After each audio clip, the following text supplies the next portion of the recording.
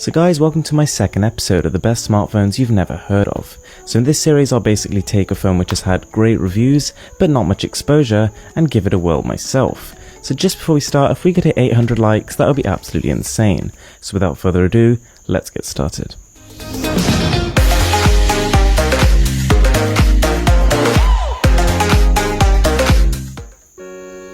So the smartphone we're talking about today is the Leegoo M5, and priced at under $70, it's an absolute steal.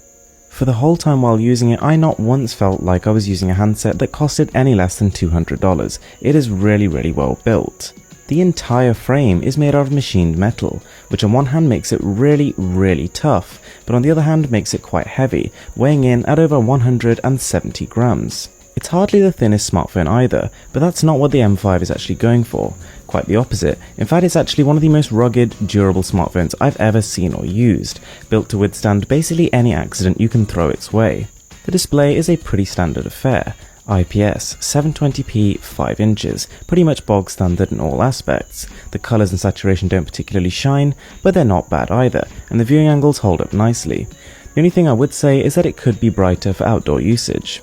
Given how well the phone's built and its incredible price, I was not expecting much from the camera, assuming this is the area the company had sacrificed on.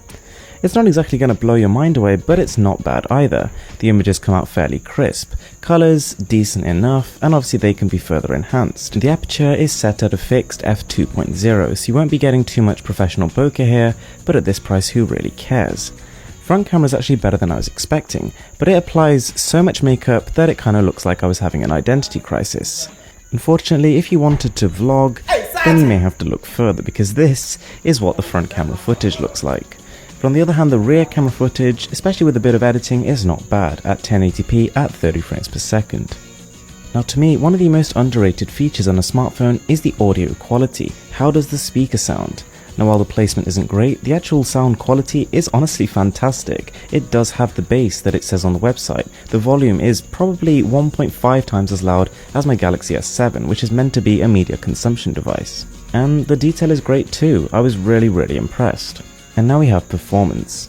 So considering its rock bottom price, the M5 is actually quite well equipped. We've got 2GB of RAM and the MT6580.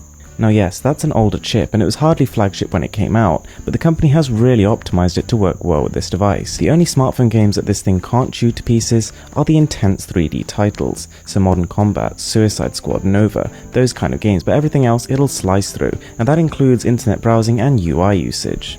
Now speaking of the UI here, we're actually running Android 6.0, which is a real bonus. It's got a light skin on, but nothing too intrusive. But some of the features that are added are genuinely quite useful, for example the quick toggle slider. So the battery has a capacity of 2300 mAh, which is not the best I've ever tried.